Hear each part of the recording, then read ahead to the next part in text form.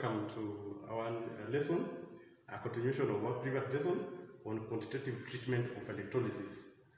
In our last lesson, we learned that when 1 mole of copper is deposited, it requires 190,500 coulombs. But indeed, if you look at this equation, for 1 mole of copper to be deposited, 1 mole of copper is deposited, 2 moles of electrons is required. In such a case that the copper ions, they accept 2 moles of electrons to form 1 mole of copper. In that way, we realize that 2 moles of electrons carries a charge of this 190,500 coulombs, because this is the quantity of electricity that is required to deposit 1 mole. Therefore, we ask ourselves, in a case when only 1 mole of electron is passed, what quantity of charge will be required, electricity will be required? To do calculation, you divide 190,500 by 2. You get 95,250 coulombs. When the experiment, this is a case when the experiment is done at room temperature, but when it is done where there is minimum error, small margin of error, then it is estimated that the quantity of electricity required when 1 mole of electron, the quantity of electricity that is produced by 1 mole of electron is 96,487 coulombs. Now, this quantity of electricity that is passed when 1 mole of electron, the quantity of electricity that is passed by 1 mole of electron is normally a constant. And this constant, we call it a Faraday constant, denoted by capital F. And it is always estimated to be 96,487 coulombs. Some books will give you 96,500. It is always provided. So it's not a matter that mass gram is always provided. But it's good that you know that the quantity of electricity that is produced by 1 mole of electron is a constant, and so we refer to it as Faraday's constant, and is given by 96,487. And this brings us to the definition of what this Faraday law is. Faraday law, if you look at the whiteboard, it states that the quantity of a substance that is being deposited at the electrode is directly proportional to the quantity of electricity passed.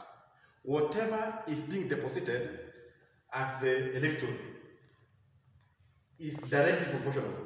As the quantity of electricity increases, the amount of what is being deposited also increases. That's why we talk about directly proportional. They're directly. As one increases, as the quantity of electricity increases, the amount being deposited also increases. Thank you. Yes, we have learned what Faraday law is, and we have said that indeed it is the quantity of a substance which is being deposited or discharged at the electrode, and indeed it is directly proportional to the quantity of electricity passed.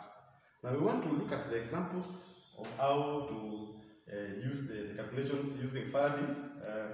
Now we have this example 1. In a case when you are asked, for example, in this case, what mass of copper and volume of oxygen will be discharged when a steady current of 3 amperes is passed through copper 2 surface solution for 45 minutes 30 seconds at room temperature and pressure. This is the question. The question is, now how do we relate the quantity of electricity passed and the quantity of a substance which is being deposited? First of all, we need to know that for us to get the quantity of electricity passed, we agree that the current is measured in amperes, and then we multiply, for us to get the quantity of electricity passed, we multiply the current in amperes times time in seconds, for us to get the quantity of electricity passed. So in this case here, a current of 3 amperes was passed, and then this was passed for 45 minutes. This 45 minutes, we need to convert it into seconds. That's why you see us multiplying by 60. And then this 30 was given in terms of seconds. So we added to this 30. So if we work out this, we get 8,190 coulombs. Meaning, this is the quantity of electricity that was passed. 8,190 coulombs. But generally, we know, for 1 mole of copper to be deposited, we agreed that it requires 2 Faradays. 2 Faradays here means that 1 Faraday, as it is given here, as 96,500 coulombs. So it therefore follows that for this 63.5 grams to be deposited at the cathode, 2 Faradays is required. These 2 Faradays, you multiply 2 times 1 Faraday, which is 96,500. This will deposit this. Now the question is, how about the quantity of electricity that we passed? This is what, if passed, this will be deposited. How about what was now passed? 8,190 coulombs. What mass of copper will be deposited? If you work it out, you realize that you multiply this 63.5 times this 8,190, divide by 2 times the Faraday, which is 96,500. This will give us 2.695 grams of copper. This is the mass of copper that will be deposited if this quantity of electricity is passed through the electrolyte of copper 2 sulfate for 45 minutes 30 seconds with a current of 3 amperes. This will be deposited at the cathode. Now the question is, the next question was, calculate the volume of oxygen. We know that 1 mole of any gas at room temperature and pressure occupies 24 dm cubed or 24 liters. But in this case here, from the calculation and from what we learned in our previous lesson, copper 2 sulfate has got sulfate ions and hydroxide ions. But in this case here, it is hydroxide ions that are being discharged. Anytime hydroxide ions is being discharged, you write the equation the way it is indicated here. You start with the 4. 4 of hydroxide ions, they tend to lose electrons. The moment they lose electrons, they form 2 moles of water, 1 mole of oxygen, and 4 moles of electrons. 4 moles of electrons.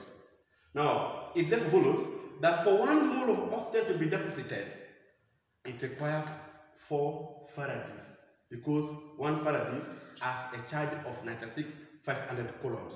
So it therefore follows that we need 4 Faradays to deposit only 1 mole of oxygen, and 1 mole of oxygen occupies 24 dm cubed.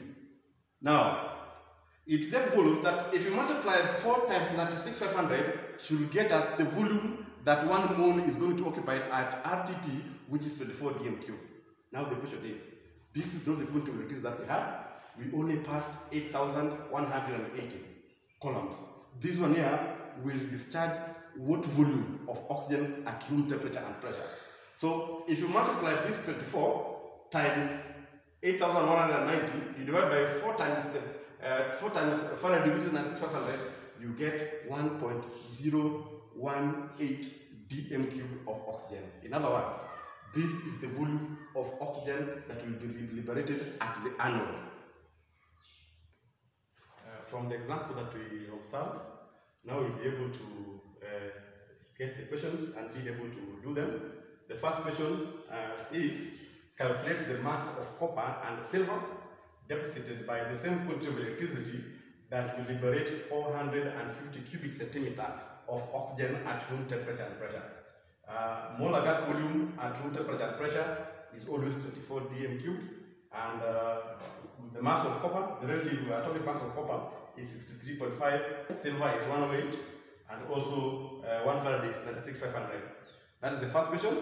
Second question that I want you to attempt, the question 2a, what quantity of electricity will be deposited, will deposit 2.43 grams of zinc from a solution of zinc 2 sulfate? That is the question. And part B, if a current in A above has been passed in for 30 minutes, how much current was passed through the solution? That is the question which is related to what we shall obtain from part A.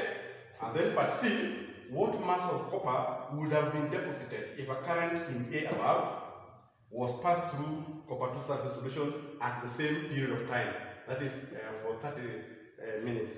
And then we have the relative atomic masses of zinc, which is given as 65, the copper is 63.5, and also 1 Faraday 96,500. Now we have learned that we can calculate.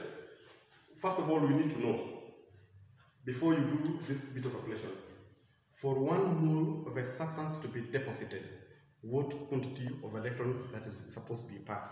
The moment you know that one, like for example, you know copper requires 2 farads to deposit 1 mole of copper. Aluminium will require 3 farads to deposit 1 mole of aluminium.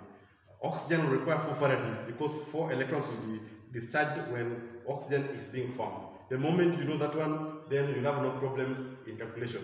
You just relate the quantity of electricity that is required to deposit 1 mole with the quantity of electricity that is given.